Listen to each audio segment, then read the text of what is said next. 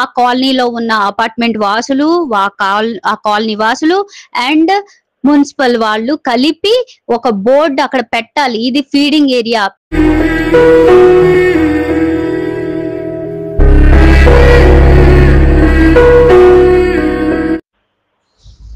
అందరికీ నమస్కారం. నా పేరు హంస.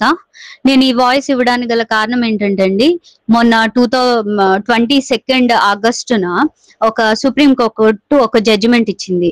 ఏంటంటే స్ట్రీట్స్ లో ఫీడ్ చేయకూడదు అన్న పాయింట్ ని అందరూ న్యూస్ ఛానల్ వాళ్ళు కానీ లేకపోతే మిగతా ఆ వీధుల్లో మనం ఎవరైతే ఫీడ్ చేస్తున్న వీధులు ఉన్నాయో, కాలనీస్ ఉన్నాయో, ఆ కాలనీ వాసులు కానీ సుప్రీం కోర్టే వీధుల్లో పెట్టొద్దు, ఫుడ్ పెట్టొద్దు అని జడ్జిమెంట్ ఇచ్చినప్పుడు మీరు ఎందుకు ఫీడ్ చేస్తున్నారు, మీరు ఆపేయాలని కొంతమంది ఫీడర్స్ తో హెరాస్మెంట్ ఎదుర్కొంటున్నారండి. కొంతమంది ఫీడర్స్ వాళ్ళు మాకు కాల్ చేయడం జరిగింది, అలాగే మమ్మల్ని కాంటాక్ట్ అవ్వడం జరిగింది. అండ్ ఒకసారి జడ్జిమెంట్ చూసుకుంటే క్యాచ్ పట్టుకోవడం, స్టెరిలైజేషన్ అంటే ABC animal birth control surgery చేయడం, అండ్ వ్యాక్సినేట్ ర్యాబిస్ వ్యాక్సిన్ వేయడం, అండ్ డీవార్మింగ్ చేయడం, అండ్ రిలీజ్ ఎక్కడ సేమ్ ప్లేస్ లో.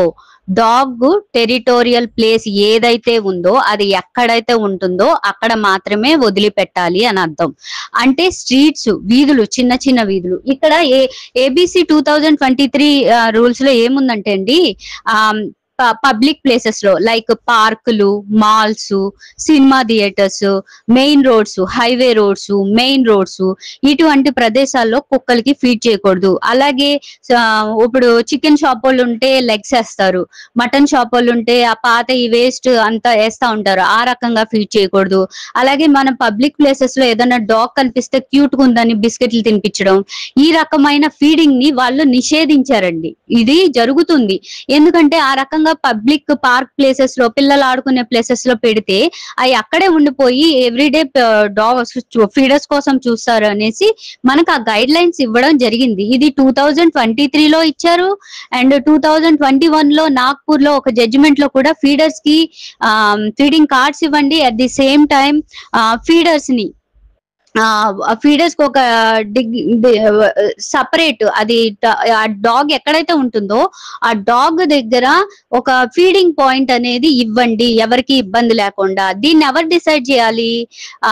ఏబిసి 2023 రూల్స్ ప్రకారం బర్త్ కంట్రోల్ కమిటీ అనేది ఒకటి ఉంటది, ఏబిసి కమిటీ, మానిటరింగ్ కమిటీ. ఆ committee RWA residence welfare association వాళ్ళు, అంటే ఆ కాలనీలో ఉన్న అపార్ట్మెంట్ వాసులు, ఆ కాలనీ వాసులు అండ్ మున్సిపల్ వాళ్ళు కలిపి ఒక బోర్డు అక్కడ పెట్టాలి, ఇది ఫీడింగ్ ఏరియా. ప్లస్ ఎప్పుడు పడితే కూడా అప్పుడు మనం ఫీడ్ చేయకూడదండి.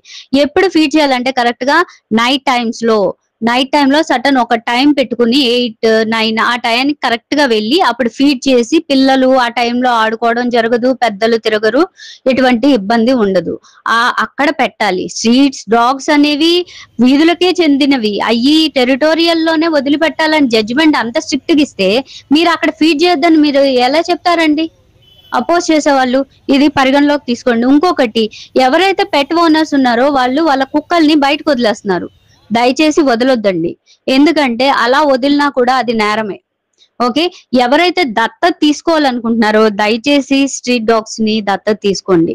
ఎందుకంటే అండి వాటికి కొంచెం మనం లైఫ్ ఇచ్చిన వాళ్ళం అంటాం, ప్లస్ దాని ద్వారా అది రోడ్డు మీద ఉండి వేరే వాళ్ళని దాడి చేసే అవకాశం ఉండదు, ప్రేమ ఉంటది, ఫుడ్ ఉంటది, ఇవన్నీ ఉంటాయి. ఇంకొకళ్ళు పెట్ ఓనర్స్ ఎవరైతే డాగ్స్ ని వదిలేస్తున్నారో, ముసలిదైపోయిందని, కాళ్ళు బాగాలేదని, క్యాన్సర్ వచ్చిందని, లేకపోతే దానికి జబ్బు చేసిందని, వాళ్ళ మీద కూడా చర్యలు తీసుకోబడతాయి చట్టపరంగా. ఇది ఆ జడ్జిమెంట్ లో ఉంది. వీటికండి, అంతేగాని ఫీడ్ చేసిన వాళ్ళకి 20,000 నుంచి 2 లక్షల ఫైన్ అంటే అది మనకు కాదు. ఎప్పుడైతే ప్రతి పిటిషనరు అపోనెంట్ ఉన్నా కూడా ఆ కేసులో దూరారు, మన ఢిల్లీ కేసులో NGOs, వాళ్ళకి మీరు ప్రత్యేకంగా ఇంట్రెస్ట్ తీసుకుని వచ్చారు కాబట్టి మీరు 2 లక్షలు డిపాజిట్ చేయండి, వాటిని షెల్టర్ కే మేము ఉపయోగిస్తామని ఆ జడ్జిలు చెప్పారు. అంతేగాని ఫీడర్స్ కి వేయలేదు పెనాల్టీ. మీరు ఇది దృష్టిలో పెట్టుకోవాల్సిందిగా కోరుతున్నాను. Thank you.